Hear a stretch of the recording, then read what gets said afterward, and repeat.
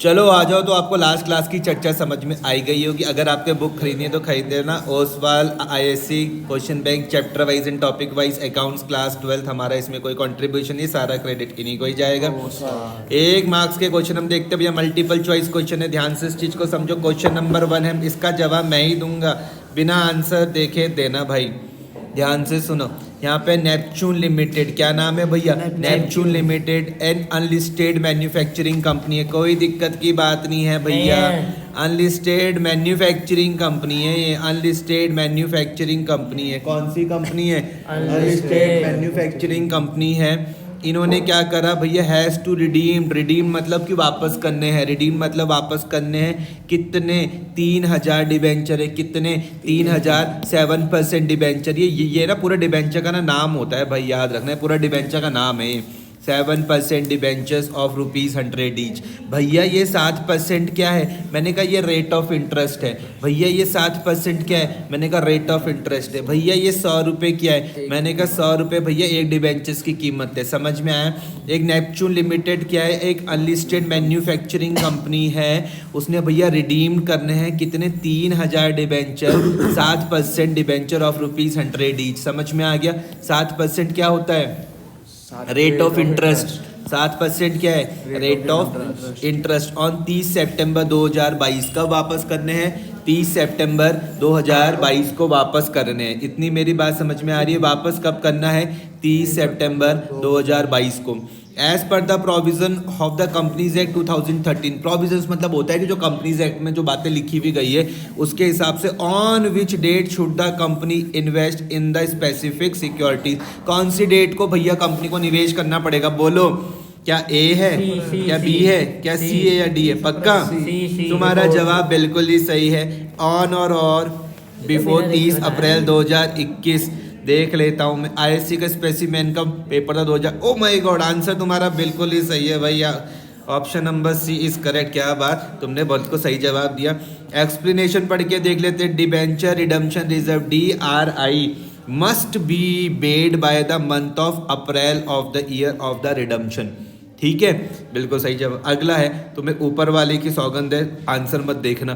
Question number 2 है यहाँ पर। रिले लिमिटेड, कंपनी का नाम है रिले लिमिटेड।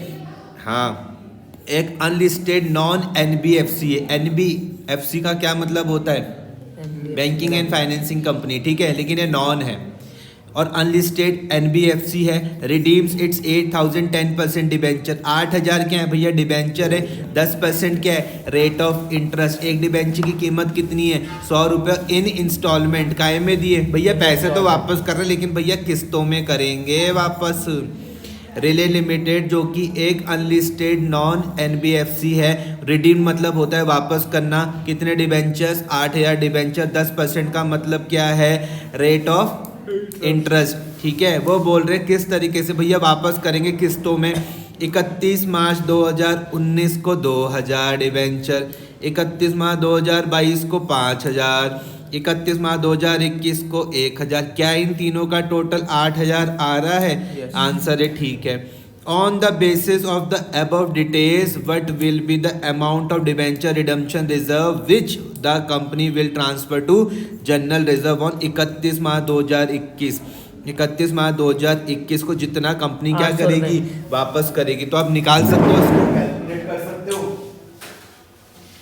DRI में कितना करोगे? DRI का 15% होगा। बताओ भाई, बताओ बताओ भाई बताओ। ये तो DRR बता रहा है लेकिन बताओ कितना कितना आ रहा तुम्हारे पास? कितना आ रहा? कहाँ गए तुम? हैं? कहाँ भटक रहे हो भाई? देखो यहाँ पर कितना है तुम्हारे पास, कितना करना है? DRR तो कल की क्लास में मैंने तुम्हारे साथ चर्चा करी थी। लास्ट क्लास में कौन सी वाली बात? कौन सी वाली बात करी थी मैंने तुम्हारे साथ? बता दिया। ये देखो, अगर तुमको ध्यान हो तो ये भी 2 तरीके मैंने तुम्हारे साथ बता दिए थे कि पेमेंट हम लमसम में कर सकते हैं। लमसम मतलब एक साथ, इंस्टॉलमेंट में भी कर सकते हैं। लमसम का मतलब क्या था? All debentures are redeemed on the specified date on their maturity. Maturity की जो भी डेट होगी उसी डेट पर आप कर लोगे। लमसम का मतलब क्या है? Here some part of the debentures are redeemed by draw of lots. Draw of lots क्या तरीका है वो हम देख लेंगे बाद में, बस इसमें ये वाली बात समझ लो कि हम हर एक साल कुछ पार्ट डिबेंचर्स का क्या करते हैं, रिडीम्ड करते हैं। इसका कहने का मतलब ये है, ठीक है। और कहाँ गया क्वेश्चन, कहाँ गया?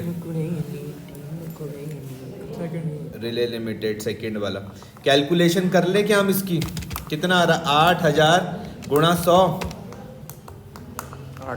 और कितना परसेंट इसका? 10 होता है कि 15 होता है? DRR में 10 ना। पक्का? वो हमसे पूछ क्या रहे कि डिबेंचर रिडम्पशन रिजर्व का हम कितना वहां पे ट्रांसफर 10%। करेंगे? कितना कितना आ रहा? बोलो 80,000। बोलो कितना आ रहा है? आपने कैलकुलेशन क्या करी है? आपने कहा कि भैया हमने यहाँ पे कैलकुलेशन कर ली 8000 मल्टीप्लाई बाय 100, तो 8000 मल्टीप्लाई बाय 100 कितना आ रहा? 8 लाख आ रहा। और तुमने इसका निकाल दिया कितना? 10%। लेकिन अभी मैंने बताया ना किस्तों में वापस कर रहे, किस में वापस करें? वो सिर्फ आपसे इसकी डिटेल पूछ रहे हैं, सिर्फ इसी की तो पूछ रहे हैं, नहीं आया समझ में? इसी की तो डिटेल आपसे वो पूछ रहे हैं। यहाँ पर लिखा हुआ ना, on the basis of above details what will be the amount of debenture redemption reserve which the company will transfer to the general reserve on 31 March 2021। तो इसी की तो डिटेल आपसे वो पूछ रहे हैं। तो आप बोलोगे 1000 गुणा 100 का 10% कितना आ जाएगा? 10,000। नहीं आया समझ में? आ गया। तो आंसर हो जाएगा इसका 10,000 का है, क्योंकि जनरल रिजर्व में तो साल के एंड में वो करते हैं हाँ। ट्रांसफर। सी आया समझ में? एक्सप्लेनेशन में क्या लिखा हुआ है? Proportionate amount equal to 10% of debentures to be redeemed will be transfer to DRR। तो आ जाएगा 10% ऑफ 1 लाख। 1 लाख कहाँ से आया है? तो 1 लाख मैंने बता दिया कैसे, 1000 डिबेंचर्स थे गुणा 100। समझ में आ गई भाई इतनी बात? अगला देख लो, क्वेश्चन नंबर 3 है तुम्हारे पास। क्वेश्चन नंबर 3 है तुम्हारे पास, लिखा हुआ the provisions of companies act 2013 in respect of redemption of debentures are to be protected the interest of. किसके इंटरेस्ट को प्रोटेक्ट कर रहे हैं? मतलब जो ये प्रोविजन लिखा है तो किसका फायदा है? Debenture holder. Simple, debentures holders का फायदा है। शेयर होल्डर्स का तो भैया देखो कोई मतलब नहीं है, इनका कोई लेना देना नहीं, क्रेडिटर्स का कोई लेना देना नहीं, बैंकर्स का कोई लेना देना नहीं, बचे कौन? Debentures holders. आया समझ में? Option A. क्या मुझको उसको घर में जाके रिवाइज करना है? कर लेना, तभी जाके दिमाग में बातें आती है समझ में। धीरे धीरे करके दिमाग की थोड़ी सी क्षमता है, वो धीरे धीरे करके समझता है। लेकिन जब एक बार समझ लेगा तो आपको ये चैप्टर कितने नंबर का है? 10। आपको 10 नंबर मिल जाएंगे, बहुत इजी चैप्टर है। एक्सप्लेनेशन में क्या लिखा हुआ? Provisions of companies act 2013। Provisions का मतलब मैंने बताया कि जो भी बातें सिंपल समझ लो जो कंपनीज एक्ट में लिखी हुई, इज टू प्रोटेक्ट। किस लिए लिखी हुई? कि भैया वो interest of the debentures holder, मतलब ये वाला इंटरेस्ट नहीं है, ये फायदा वाला है। मतलब समझ रहे हो कि मैं ये तुम्हारे फायदे के लिए बात कर रहा हूँ, ये वो वाला इंटरेस्ट है, ये वाला मत समझ लेना। कहीं तुम इसको ये वाला इंटरेस्ट समझ रहे हो, ये वाला नहीं है। इंटरेस्ट मतलब कि मैं आपके फायदे की बात कर रहा हूँ, मतलब इससे आपका फायदा होगा। आपका मतलब किसका? डिबेंचर्स होल्डर्स का फायदा होगा, ये है इसका मतलब। कि प्रोविजंस ऑफ कंपनीज एक्ट 2013 वो क्या करता है? प्रोटेक्ट करता है किसको? इंटरेस्ट ऑफ डिबेंचर्स होल्डर्स को, ताकि डिबेंचर होल्डर्स को कोई नुकसान ना हो, उनको एक तरीके से सेफ गार्ड प्रोवाइड कर रहा है। As it provide for the security for repayment. Debentures holder परेशान मत हो, आपके पैसे वापस हो जाएंगे, कोई निश्चित कोई दिक्कत वाली बात नहीं है। समझ में आई बात? तो आंसर हो जाएगा इसका ए। 4th वाला, F limited is an Indian financial company. O my God, Indian financial company, तुमने बोला बिल्कुल सही जवाब। Exemption, F limited is a Indian financial. थोड़ी मेहनत हमारे लिए कर लो ना। मैंने कहा क्या करूं बताओ, जब फटाफट से वो चारों चीज हमें रिवाइज करवा लो, हमारे भरोसे मत बैठो, हम रिवाइज नहीं कर पाएंगे। अरे मैंने कहा करना क्या होता है इसमें, ऐसे पीछे जाके रिवाइज कर लेना। हम नहीं करेंगे, तुम ही करवा लो। मैंने कहा ठीक है। तो exemption from transferring amount to DRR में क्या लिखा होता है? As per rule 18(7) of the companies act 2013। यहाँ है भैया, इधर साहब, ये है इधर। Following company would not required to create a DRR। कौन कौन सी कंपनी थी? All India financial institution, other financial institution, national housing bank. और DRR is not required to created on fully convertible debentures. ठीक है, तो तुम्हारा साथ साथ अब रिवाइज भी हो गया। बहुत ही बढ़िया तुमने यहाँ पे काम करा है। तुमने क्या करा है? तो मैंने कराएगा। 4th वाले को यहाँ पे जरा ध्यान से देखो, F limited and Indian financial company. तुम्हारा दिमाग आप काम कर रहा भैया, इसके लिए कुछ मत कर देना तुम। 2000 डिबेंचर थे आउटस्टैंडिंग डिबेंचर्स, तुम समझ रहे हो, वो डिबेंचर जिनके भी पैसे देने बाकी हैं। एक डिबेंचर की कीमत 100 रुपये थी। According to the companies act 2013 how much it should set aside, मतलब कितना साइड में रखना है, क्या साइड में रखना है, प्रॉफिट साइड में रखना है इन डिबेंचर रिडम्पशन रिजर्व। तुमने बोला भैया बिल्कुल भी नहीं रखने वाले हम, आंसर इसका डी है नील। आ रहा है समझ में? आ गया। गलती करके तो नहीं आओगे? ठीक है, ये डी वाला तुम्हारे पास करेक्ट हो जाएगा। एक्सप्लेनेशन पढ़ के देख लो। As per rule 18(7) of the companies rule 2013 following companies would not be required, not be required, would not be required, इनको भैया रिक्वायर्ड नहीं है। क्या नहीं है? टू क्रिएट डीआरआर, इनको डीआरआर बनाने की जरूरत नहीं है। कौन कौन सी company? All India financial institution को नहीं बनाना, रेगुलेटेड बाय द जो रिजर्व बैंक ऑफ इंडिया से। Other financial institution regulated by the reserve bank of India, banking companies. National housing company को, नेशनल हाउसिंग बैंक को नहीं बनाना है। बुक में ध्यान दे दो, सुनने के साथ साथ देख भी लोगे तो चीज़ें अच्छे ढंग से समझ में आएगी। कहाँ पर है साहब? ये है इधर। DRR is not required to created on a fully convertible debentures. यहाँ पे भैया ये हमें याद करवा दो ना। मैंने कहा याद क्या करना है, 1 2 3 4, ये तो मीत तुमको वैसे ही आंख बंद करके बता देगा। लो फिर डेमो लो, बताओ मीत कौन कौन सी कंपनी है? All Indian financial. बहुत बढ़िया, सही जवाब। दूसरी कौन सी है? कंपनीज हैं? Housing, housing company, national housing company, बहुत बढ़िया। Company and convertible. Other financial companies भी थी, और कौन से थे? और चौथा वाला कौन सा था? Convertible, fully convertible debentures. बस इस तरीके से अगर आप ध्यान से पढ़ोगे तो चीजें हो जाएंगी। अगला क्वेश्चन आप सभी के सामने है। LIC housing finance, O my God, तुमने बोला यार अब तो हमें थोड़ा बहुत समझ में आ रहा है। LIC हाउसिंग फाइनेंस कंपनी के पास यहाँ पर देखो 2000 डिबेंचर्स हैं, आउटस्टैंडिंग 100 रुपये का एक है। According to companies act 2013 how much it should be set aside, कितना साइड में रखना है इन द डिबेंचर रिडम्पशन। तुम बच्चे बहुत तेज हो चुके हो, तुमने सही जवाब दे दिया, आंसर आ गया डी। बहुत बढ़िया, ऑप्शन नंबर डी आपके पास करेक्ट है। एक्सप्लेनेशन पढ़ के देख लेते हैं। As per rule 18(7) of the companies rule of 2000, अब तुम खुद ही पढ़ लो, हमसे मत पढ़वाओ। मैंने कहा फिर भी एक बार ध्यान दे दो, बार बार बोलने से चीज़ें याद हो जाती हैं। Following companies would not be required, क्यों तुम पंगे देते रहते हो बार बार?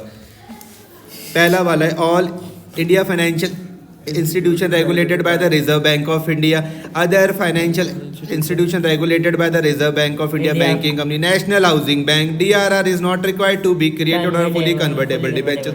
अगला क्वेश्चन आप सभी के सामने। X limited is an unlisted non banking company. अब बताओ, अनलिस्टेड जैसी शब्द तुमने देख लिया? नहीं भैया, इसके लिए तो करना पड़ेगा। ठीक है, अनलिस्टेड नॉन बैंकिंग कंपनी है जिसके पास कितने डिबेंचर है? 2000 डिबेंचर। आउटस्टैंडिंग डिबेंचर, एक डिबेंचर की कीमत कितनी है? 100 रुपये। आउटस्टैंडिंग डिबेंचर मतलब होता है वो डिबेंचर जिनके अभी पैसे देने बाकी हैं। अकॉर्डिंग टू यहाँ पर बोला भैया companies act how much it should be set aside debenture redemption reserve में कितना रखना पड़ेगा? तो भाई साहब ने कैलकुलेशन कर ली, कितनी आई आपकी? 20,000। पक्का? आपने करा 2000 को मल्टीप्लाई कर दिया 100 से और उसका 10% 20,000, पक्का यही निकाला? तुम्हारे साथ रह रहे कि मुझे भी चीज़ें थोड़ी बहुत याद हो गई हैं। कितना आ रहा है भैया? 10% आ रहा है। तो यहाँ पे ए में 20,000, ओ माय गॉड, ये तो बहुत सरल आंसर है 20,000। एक्सप्लेनेशन पढ़ के देख लेते यार, ये तो अब याद हो गया हमको। एक और फिर भी एक और बार फिर भी, वेरी गुड, अब तुम बिल्कुल सही जवाब। उसको ऐसे घूर के ऐसे पागल मत बोलो उसको। यहाँ पर ध्यान दो, unlisted companies are required to create DRR equal to eight. बार बार करोगे तो एग्जामिनेशन में बोलने के चांसेस कम हो जाएंगे, तुम्हारा ही फायदा है इसमें भाई। अनलिस्टेड कंपनीज जो है भैया, अनलिस्टेड कंपनीज उनको भैया रिक्वायर्ड है कि उनको DRR क्रिएट करना है। कितना? 10% of outstanding debenture, at least of outstanding debentures out of divisible profit. कहाँ से भैया? डिविजिबल प्रॉफिट से। Hence they can be redeem 90% of the debenture out of the capital. याद रखना भैया, देखो 10% तो कहाँ से जा रहा है? डिविजिबल प्रॉफिट से जा रहा है, और जो बचाओ जो 90 है वो कहाँ से जाएगा भैया? आउट ऑफ कैपिटल से ही जाएगा। क्वेश्चन नंबर 7 है। Question number 7, a company should transfer to DRR debenture redemption reserve account at least. इनको इन्होंने ये नेक्स्ट क्वेश्चन पहले से ही पढ़ लेते हैं क्या? At least what percentage of amount of the debentures issued before the commencement of the debentures redemption of debenture. Commencement मतलब होता है स्टार्ट करना, कि भैया डिबेंचर को रिडेम्ड करने से पहले कितना, बोलो बोलो कितना होना चाहिए? 10% है। पक्का? हाँ ठीक है, फिर तो बी ये लो, दिक्कत है? लॉक कर दिया जाए? हाँ। मुझे नहीं पता भाई, तुम बोल रहे हो बी। अब देखो यहाँ पे नेक्स्ट है, give the journal entry for closing debenture redemption reserve. इसको भैया ध्यान से सुन लो, डिबेंचर रिडम्पशन रिजर्व को क्लोज करने की जर्नल एंट्री वो पूछ रहे हैं। तो मैं आपको मैं वैसे सबको समझाऊंगा, लेकिन फिलहाल अभी मीत ने बताई दिया है तो हम बी को हम लॉक कर लेते हैं। Debenture redemption reserve DR2 general reserve, वैसे मैं इन सबको कल समझाऊंगा ही, लेकिन अभी समझ लो debenture redemption reserve DR2 general reserve. बैठने में कोई तकलीफ तो नहीं हो रही ज़्यादा देर, ठीक है। डिबेंचर तुम्हारा ध्यान समोसे में रहेगा, यहाँ पे ध्यान दो। Give the general entry for closing the debenture redemption reserve. Debenture redemption reserve DR2 general reserve.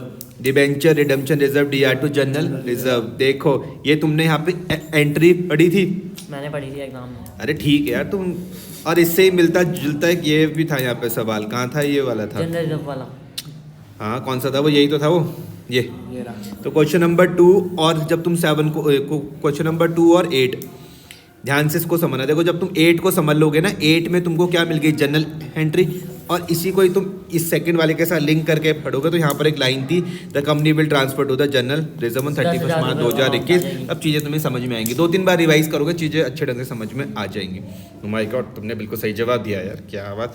B explanation है, debenture redemption reserve DR2 general reserve, balance transfer to DRI to GR, ठीक है। अगला क्वेश्चन है भैया 9, AU bank. Oh my god, AU bank, oh my god. जैसे ही तुमने देखा bank bank bank bank bank, कुछ नहीं, बहुत बढ़िया बहुत बढ़िया। तुमने कहा कि भैया has issued 5,000 debentures of 50 each, calculate the amount of debenture redemption reserve. तुमने देखा बैंक, तुमने कहा भैया बैंक के आंसर है कुछ नहीं, नील। समझ में आ गया। एक्सप्लेनेशन क्या है, no debenture redemption reserve needed to be created since AU bank is a banking company. समझ में आ गया। तुम्हें इसको इतनी ढंग से करना है कि जो तुम्हारे आसपास के बच्चे रहेंगे उनको भी समझा देना। हाँ सीरत को समझा दियो यार। आगे देखते हैं, यहाँ पे देखो 10th वाले को देखो, यहाँ पे WB हाउसिंग फाइनेंस लिमिटेड, देखो इसका भी नील, सारे जवाब तुम्हारे जसमीत बिल्कुल सही में सही जा रहे हैं, very good. WB housing finance limited ने क्या करा, यहाँ पे इशू करे 2000 डिबेंचर्स, एक डिबेंचर्स की कीमत है 100 रुपये, वो बोले अमाउंट ऑफ निकाल दो debenture redemption reserve to be created by them. Question पढ़ने से पहले तुम्हारा आंसर बिल्कुल ठीक था और आंसर आ गया यहाँ पे नील।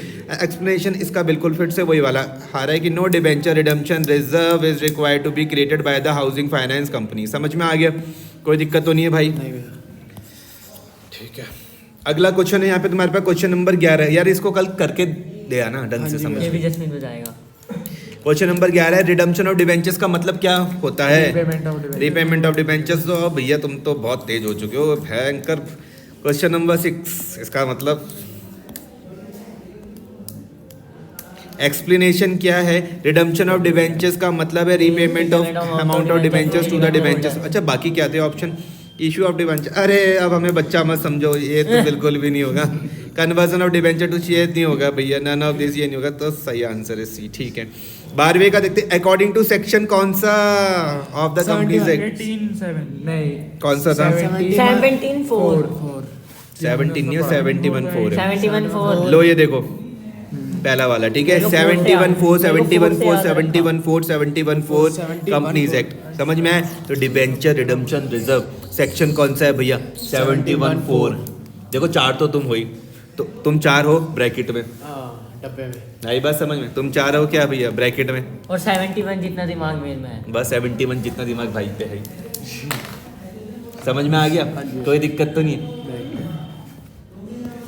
चलो मुझे भी याद हो गया, अगर मेरे उसमें पूछ लिया गया तो मैं कैसे याद रखूंगा? तुम 4 को याद रखना, 25% नहीं 15%। हाँ ठीक है। आपके जमाने में 25 था। डिबेंचर रिडम्पशन रिजर्व, अगर मुझको याद रखना है डिबेंचर रिडम्पशन रिजर्व का सेक्शन, तो मैं किस तरीके से याद रखूंगा? डिबेंचर रिडम्पशन रिजर्व का सेक्शन, इन 4 को रख दूंगा मैं ब्रैकेट के अंदर और बोलूंगा 7 इक्के, याद हो गया। 7 मेरा दिमाग। 7 इक्के 7 के ऐसे करके, ठीक है।